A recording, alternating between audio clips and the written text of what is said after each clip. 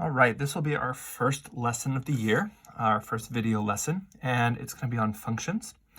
Functions are how we will model the world and how we will use mathematics to describe the world we live in, and it's going to form the basis for what we do all year long. So this lesson is going to look at different representations of functions, talk about what a function is. We're going to talk about how we write functions using function notation. We're going to talk about what is and is not a function.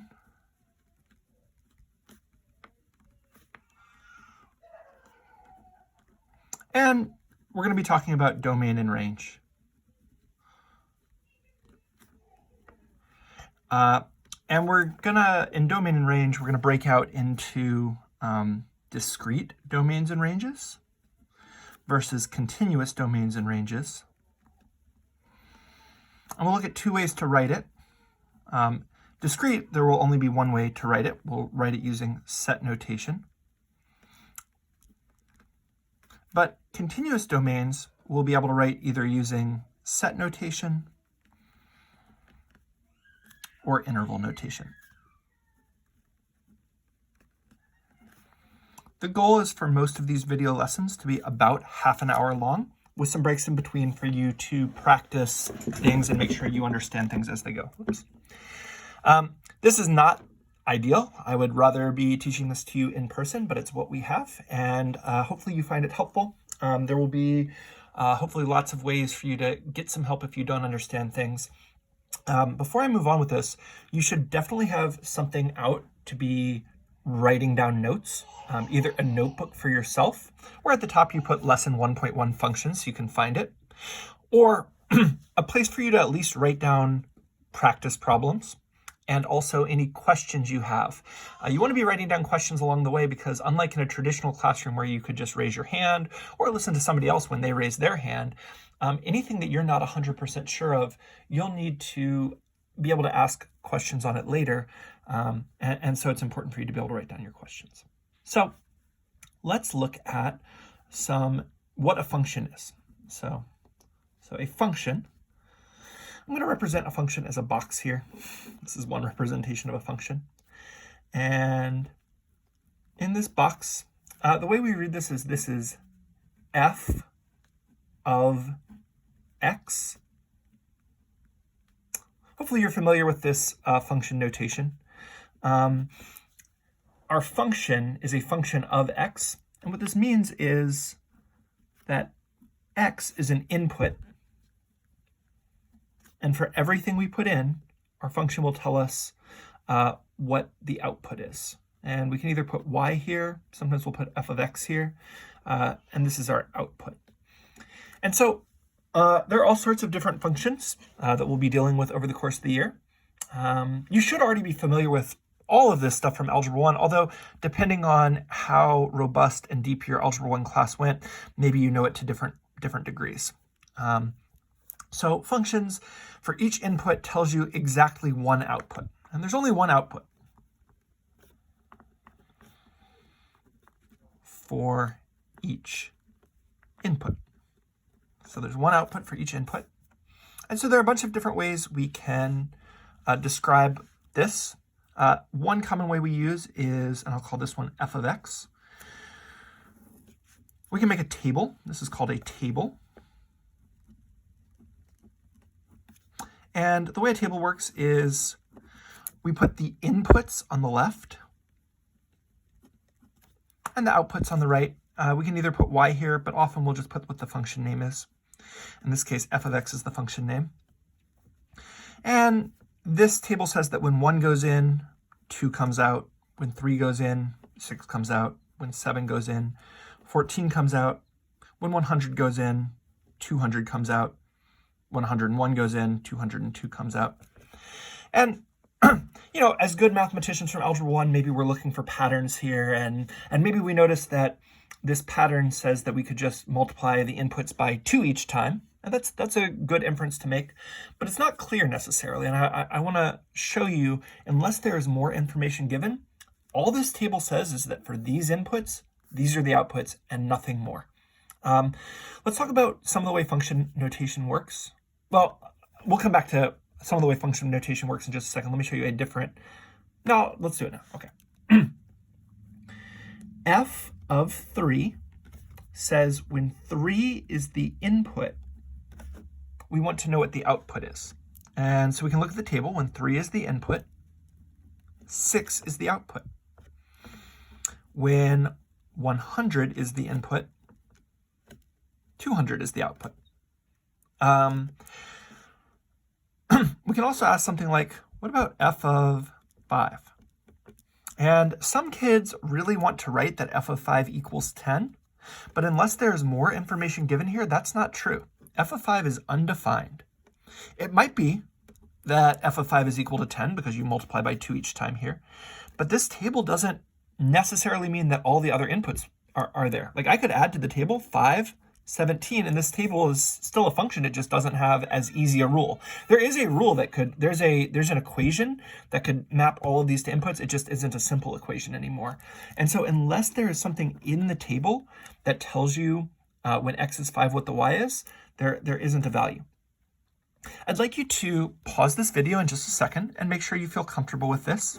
And I'd like you to answer the following questions. What is f of 101?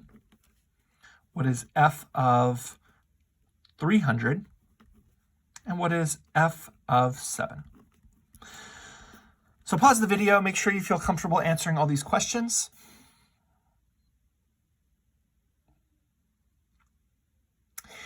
And just to check, f of 101 is 202, and we can see that in the table. When x is 101, the output value is 202. When x is 300, there is no y value, it's undefined. And when x is 7, the y value is 14. So hopefully you feel comfortable with those. Again, if not, if you don't feel comfortable with any of the stuff we've talked about so far, you really want to be writing down your questions so that you can ask them later. Let's look at another function. G of x, notice this one is not named f, it's named g. G of x is equal to 2x cubed plus 1. And this is an equation. Sometimes it's called a function rule. And here it tells you, this says g of x, the rule for the output, is going to equal to 2 times the input to the third power plus 1. Now with equations, we need to worry about order of operations.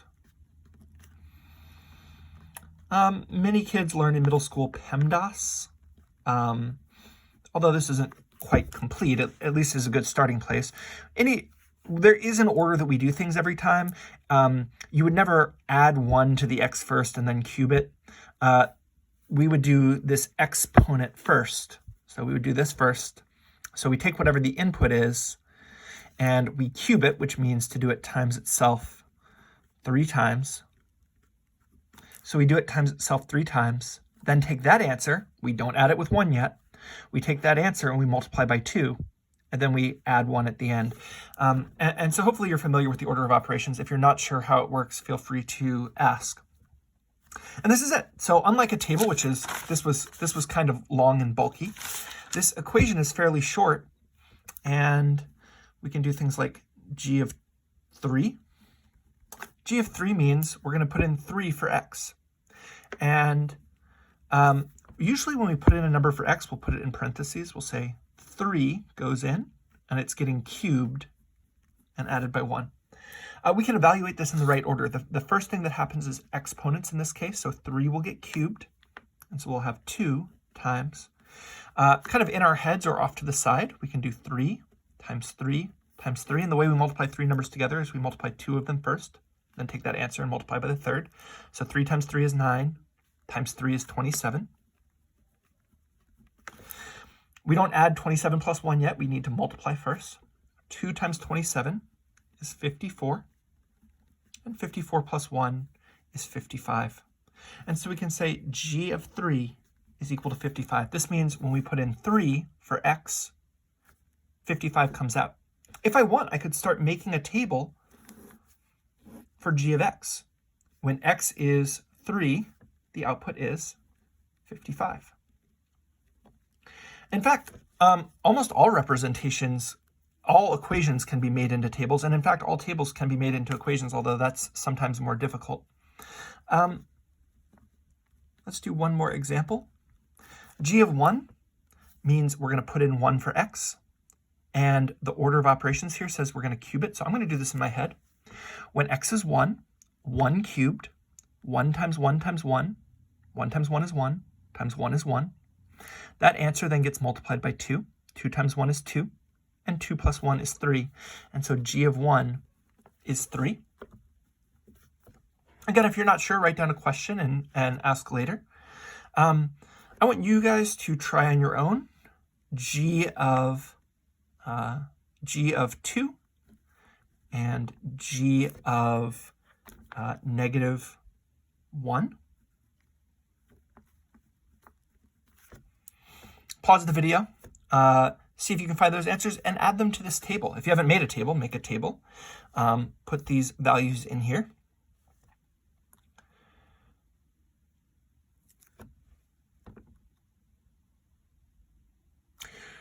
Okay. Hopefully you've done it, and you can now unpause your video. And G of 2, when you plugged in 2, you should have gotten 17. And G of negative 1, you should have gotten negative 1. And so when x is 2, y is 17. When x is negative 1, y is negative 1. Okay.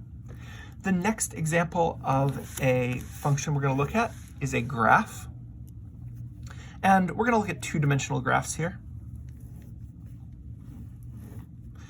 Here we'll put the inputs. Depending on how far left and right you are, that's what the inputs will be. And here we'll put the outputs. And this function I'll call h of x. And so this is telling you at different inputs, what are the outputs? And so this point, for instance, says, so these are negative numbers over here. And these are positive numbers for the inputs. These are negative numbers for the outputs here, down here. And these are positive numbers for the outputs. And so what this says is when x is 0, y is 1. So this is the point 0, 1. And it says when you put in 0, you get out 1.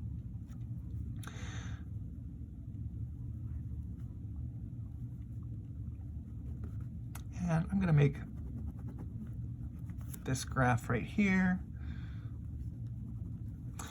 And notice there's an arrow on the end. So let's talk about this. This we could write as an equation. We could also write it as a table. We'll come back to that in just a minute. But let's make sure we can read this type of function. This is saying when the input is 1, the output is 2. When the input is negative 1, the output is 0, and so on. Again, if you have any questions, this would be a good time to write down what those questions are. I could make a table out of this if I wanted by saying that I can list the different inputs. I could say when x is 0, when the input is 0, the output is 1. When the input is negative 2, the output is negative 1. And I can even read these in-between values and say something like when the input is 1/2, the output is 1.5 or 1.5 or 3/2. Okay. Of course, we can use function notation here to say h of 0 equals 1. When the input is 0, the output is 1. When the input is negative 2, the output is negative 1. When the input is 1/2, the output is 3/2 or 1.5. Something that might come up is something like this, h of 5. So we're saying when the input is 1, 2, 3, 4, 5, what's the output? And there is no point on this graph. And so this is undefined, just like the points that we're missing in the table were undefined. This table's a little bit shaky. It's making the camera wobble. So there is no value here, and so it's undefined. Even though there's a pretty clear pattern, when the input was 0, the y value was 1. When the input was 1, the y value was 2. When the input was 5, you might think it would be 6. And if we continued this pattern, that would be where it is, but that is not what this graph says. There is no value here. This blank circle means there isn't a value here, and so h of 2 is also undefined. This arrow on the end, though, does not mean that the graph ends. It means it continues on in the same pattern. And so I can find out what h of -4 is, for instance. So even though if I look down here, I don't see any points, this arrow tells me that I'm allowed to continue the pattern. And so I can say h of -4 would be -3. And that is not undefined. So just to test yourself, pause the video in just a second and make sure you can answer these questions. What is h of -1? What is h of 3? And what is h of -6? It's a little bit harder one. So pause the video, see if you can answer this yourself. Of course, these are always the inputs, and so we're asking what the outputs are for each one of those. So let's make sure we feel comfortable with graphs.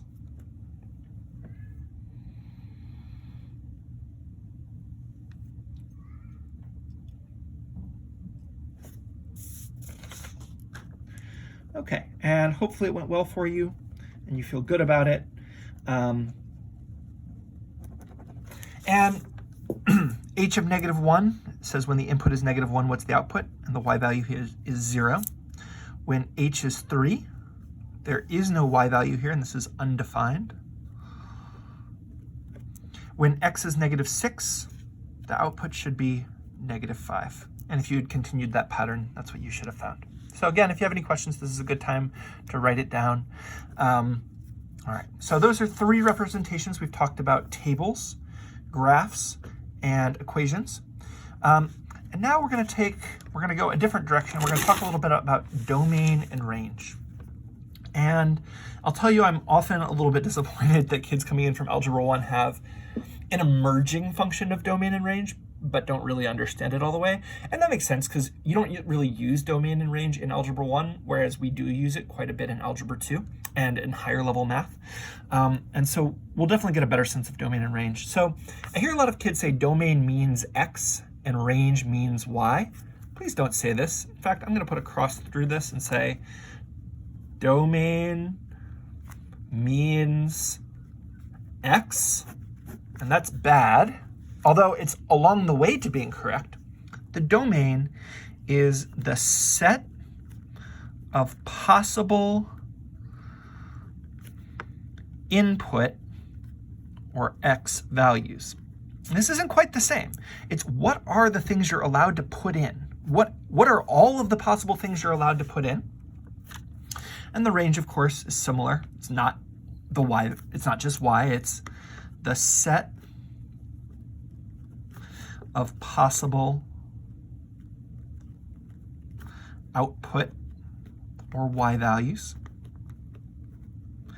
And if you said, you could say this in another way if you wanted to. You could say the domain is all possible input values, or all of the range is all of the output values. And we have a couple ways of writing it. Let's look at each of our functions to see what's going on. The first way is if you only have, let's go back to, hold on, where was my, let's look back at f of x. So here was our table we had. We had this table f of x. And I'm going to write for f of x, which was the table, this was the table 1 that we talked about earlier. We're going to talk about the domain for this. The domain is all of the possible input values that it will tell me what the output is there for. And there are only 5 input values, 1, 3, 7, 100, and 101. If there are only individual values and not all the in-between values make sense, we're going to write it in what's called set notation. And the way this works is we're going to open up, these are called braces. If you had Algebra 1 last year in Mexico, you would have called these llaves. They look kind of like a key. You would not call them frenos. That would not be good. These are braces in English, or llaves in Spanish, and we use them to describe a set of numbers. And we're just going to list all the possible input values: 1, 3, 7, 100, and 101. Those are the input values, and this is all of them. We open the braces, we close the braces at the end. We always go from smallest to biggest, and we don't repeat values. There are some functions that have there are some relationships that can have a domain, possible inputs, that have x values that get repeated, and when we're writing the domain, we would not repeat those. You wouldn't write 1, 3, 3, 3, 3, 7, even if 3 appears 5 times. You would only write the 3 once. You're just listing what are the possible inputs, not how many times they happen. The range here, I want you to pause the video and try to write out on your own what were the possible output values for this function. So pause the video, see if you can write all the possible outputs on your own.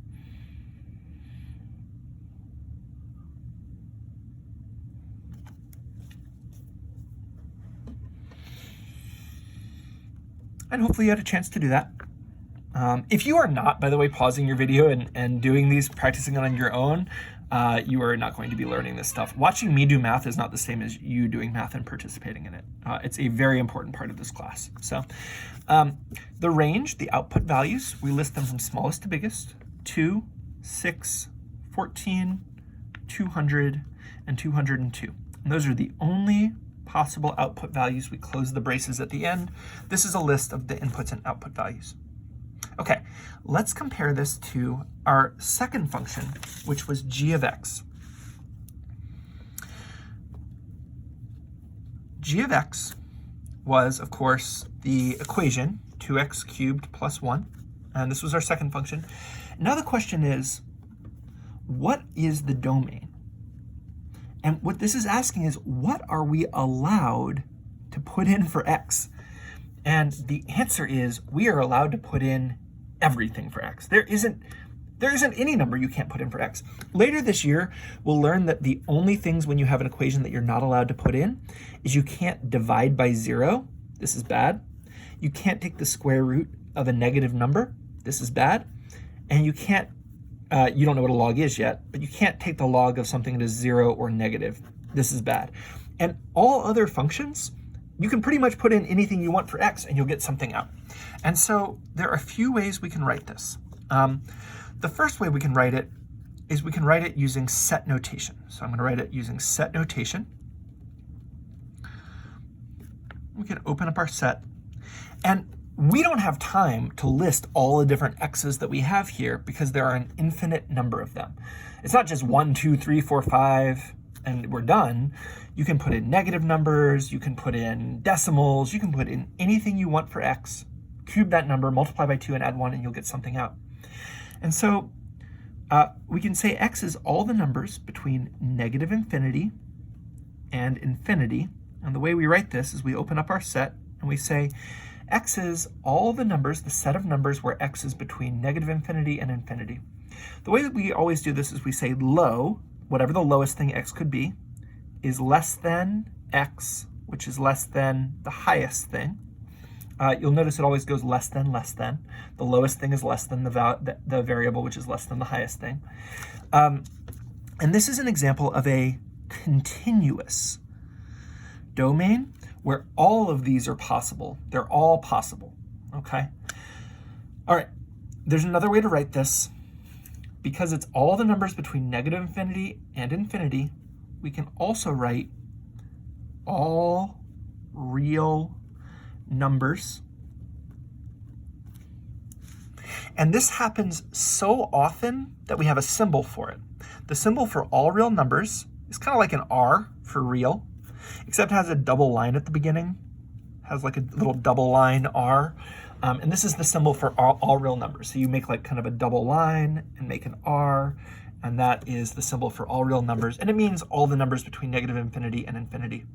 Our first function, f of x, you cannot put in all the real numbers. You can't put in 50. We won't know what to come out because it's not defined in the table. But this one we could put in 50 or negative 200 or whatever, and we could do the rule and get something out. The last way, and depending on how deep your Algebra 1 class went, this is called interval notation. And the higher up in math, the more often this is the one that is done. And in fact, for a lot of the year, we'll be using this. So this is called interval notation. And I'll describe this we'll describe this more another day. On the interval notation, we use parentheses, and this is like the lowest thing. So kind of like this, started from lowest to highest. We're gonna say what, on the left, we're gonna say what is the lowest thing, and in this case, it's negative infinity. Then we put a comma, and then we say what the highest thing it could be is, so high. We're going to put another parentheses. And the way you read this is all numbers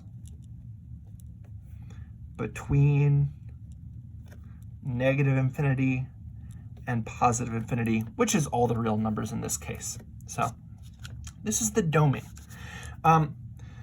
The range for this, it turns out you can also, depending on how big the positive numbers are, this keeps growing and growing and growing. I'm going to show you real quickly what a graph of this looks like, because it turns out that graphs are very helpful for seeing what domain and range are. What this graph looks like, you're not supposed to know this yet, how to make this, but if we graphed this, this function looks something like this, where the bigger the x's get, the bigger the y's get, the lower the x's get, the lower the y's get. And from this graph, we can really see what the range is. The range is all of the possible y values. And if we're doing it in set notation, we can say that the y's keep going down. We can see right here that y values will keep getting lower and lower and lower. So we can say the y's are between negative infinity, and at the top, they keep going higher and higher and higher and go to infinity. I want you to try to write this 2 other ways. So pause the video and write these y's in 2 other ways. Try to write it in 2 other ways. There are 3 other ways you could write it, but try to write it in 2 other ways. So pause this.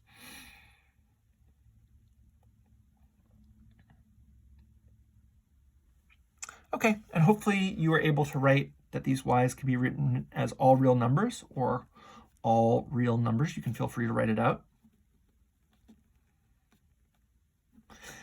You can also write it in interval notation where you say parentheses, negative infinity, comma infinity, and this is the interval from negative infinity to infinity. All the y values between negative infinity and infinity come out. Okay. All right. Our last example was h of x, which was this graph, and I'm going to put this off to the side here. Here's this graph, and we want to say what are all of the possible inputs. So for h of x, we're going to write the domain. We're going to write it in set notation. And we're going to write it in interval notation. This is set notation and interval notation. And I want you to take a minute and pause the video, see if you feel comfortable. Oh, you guys can't see this, my goodness. See if you feel comfortable writing out what are all the possible x values you're allowed to put in for this. What are all the possible y values you can put in for this?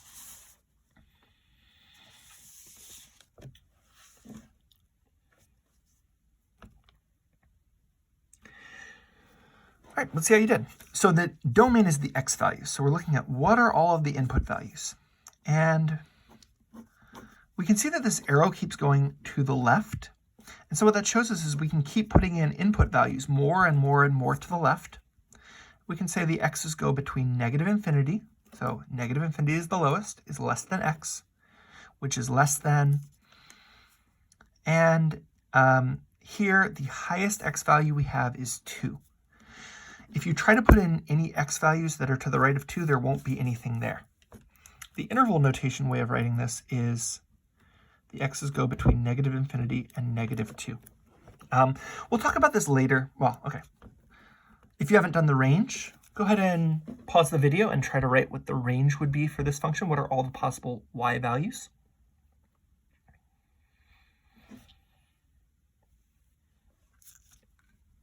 And hopefully you got it right. Hopefully you feel good about it.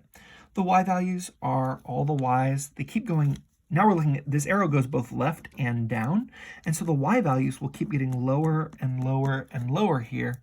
And the y values go from negative infinity. Well, I start with the smallest. Negative infinity is less than y is less than 3. And interval notation, we would write the y's go between negative infinity and, oh my goodness. Hopefully somebody caught that this was a mistake. This shouldn't go from negative infinity to negative 2. It should be from negative infinity to positive 2, just like the y's go from negative infinity to positive 3. I almost wrote negative 3 there. So I apologize for that. I hope that did not confuse you. And if you were confused and if you were confused, I hope that you wrote that down as a question. If you did not write down a question saying like, why was this negative 2? You might want to reevaluate your question writing skills. You should have written this down as a question because I made a mistake. And so you should have had that written down as a question. Okay. I'd like to show you a couple more things here. When you have it pointing only one direction, there's a slightly easier way to write it in set notation, which is just, you don't need to write the infinity part. You can just say the x's need to be less than 2. So all the x's are just less than 2. You don't need to say that infinity goes in there. And the y's as well. We can just say y is less than 3. All the y's are lower than 3. So the x values are to the left of 2. So here's 2. And the y values are below 3. And we can write that like this. Okay. One more thing. You may have noticed that this was a blank circle, and you might remember from Algebra 1 that if we had filled this in, now h of 2 is not undefined anymore. Earlier, when there was a blank circle there was no y value when the x was 2. Now there is a y value when the x is 2 and the y value is 3. And how that would change this is the possible x's now are less than or equal to 2. You can put in 2. X could equal 2 because there's an output there now. And the y values are less than or equal to 3. And let me just show you how that changes this interval notation. If it ends with a point, if there is a value at the end of it, instead of using a parentheses, we use what's called a bracket. And we'll be talking about this more another day. But for now, this is good enough. So we can say all the y values between negative infinity and 2, and this square bracket instead of a parentheses tells you that it includes that value at the end. The square bracket at the end tells you the y value includes 3. All right, we're a little over half an hour, but I'd like to show you one more thing, which is some situations. I think this will, here's a function, m of c. We're going to describe it. Juan has $2,000 and has a job making $100 for each car he sells. So I'm going to make a table for this very quickly. And I'm going to say, okay, C is the number of cars he sells. And by the way, I know C is the input because it said M of C. So C is going to be the number of cars he sells. And this is going to be the money he has.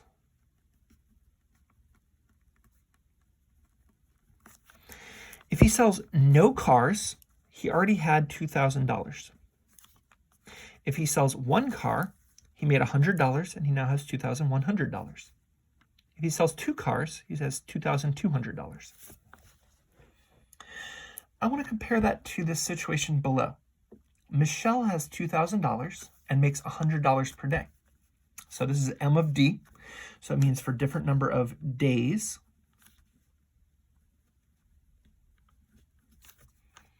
how much money does she have? So for different inputs, for different days she works, how much money does she have? And she also started with $2,000. And so for 0 days, she has $2,000. After 1 day, she made $100. She'll have $2,100. And after 2 days, she has $2,200. And these look identical. The difference between these two functions is their domains and ranges. They're not identical. And the reason really is this. If I write the domain, I want to think what are the possible numbers of cars that Juan sells? Juan could sell 0 cars. Okay, he sells no cars. Great, he's got $2,000. That makes sense.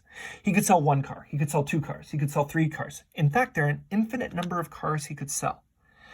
It doesn't really make sense for him to sell negative cars. So we might think, can he sell negative cars? And the answer is probably no. He cannot sell negative cars. So the way we write this domain is we list all the possible numbers of cars he can sell. He can sell 0 cars. That's the lowest number of cars he could sell. 1 car, 2 cars, 3 cars. And we can put a ... at the end to show that he could sell 4 cars or 5 cars or 6 cars. And let's compare that to Michelle. Michelle could work for 0 days or 1 day or 2 days. It still doesn't make sense that she could make negative money, right? Doesn't make sense for her to work negative days. So it looks like a very similar domain. The big difference here is she could work for half of a day.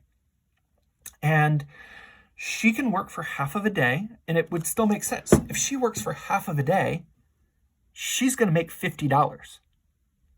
Juan cannot sell half of a car. That doesn't make any sense. It doesn't make any sense for him to sell half of a car. And so we use a discrete domain to list the different values he can sell. If we tried to write the domain like this here, we would be missing a bunch of values. Like, what if Michelle works for half of a day, or 2/3 of a day, or 0.5 or 0.4 days? All of those are possible, and they can all of those, the amount of money she would make could be calculated. She could work for 1.6 days and get paid for 1.6 days exactly. And so her domain, if we write it in set notation, we can't write it like this. We can't write it as a discrete domain. We would instead need to write it like this.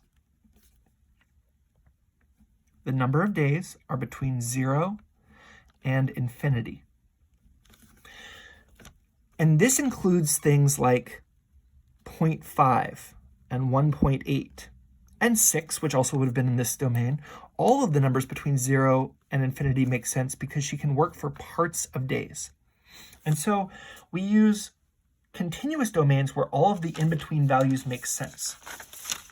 This original function we had, the in-between values didn't make any sense. We don't know what f of 3.1 is. We don't know what f of 3.1 was here. This is undefined, and so we don't use it. Here, we used a continuous domain because all of the in-between values make sense. We can do g of 3.1, and it will make sense. We can do h of 0.1, and we will be able to come up with a value. And so if all of the in-between values are defined, we use a continuous domain. And if the in-between values don't make any sense or are not defined, then we use a continuous value. The last thing I'd like to look at, and this is the last thing we'll look at for today, is this idea. So, okay, we had Juan having $2,000, and he made $100 for each car he sells. And now we're going to look at Juan having $2,000. And some days he makes no money because maybe he doesn't sell any cars. And other days he makes $500 because maybe he sells 5 cars. This is a very real world situation, but this is not a function.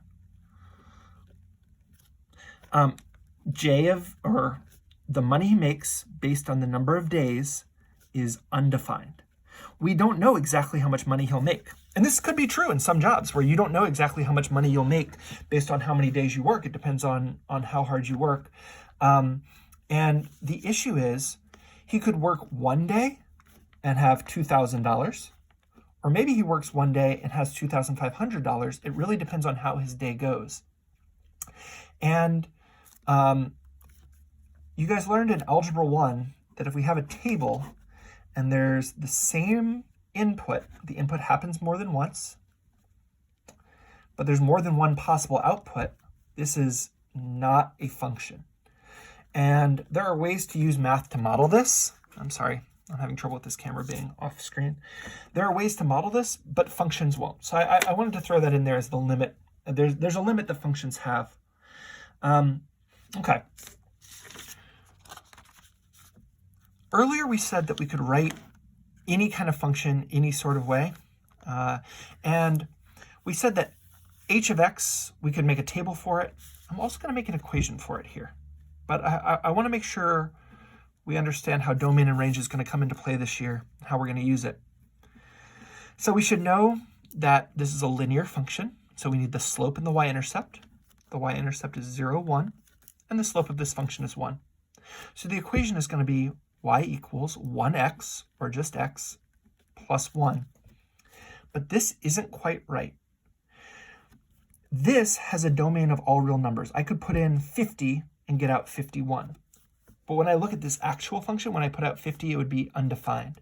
And so there's something called a domain restriction we'll be looking at more later in the year. To make this equation match this graph, we need to say what the domain of this equation is. And I'm going to use interval notation here. I'm going to say the x's go from negative infinity to 2. And if I say the x's go from negative, if x's go between negative infinity and 2, now this equation matches this function. This is saying I'm only allowed to put in numbers that are less than or equal to 2 to get out a y value in this function. So sometimes if we have a limited domain where something ends, we use what's called a domain restriction to say that this graph only lives on a certain domain. And we're going to stop there for today. Your homework on this, homework 1.1, should give you a chance to practice this and to see, do you have a full understanding of how these concepts work? You can always come back to this video. If you really want to be able to get 100% of every homework done, some things might be a little tricky on it, but for the most part, you should be able to do it.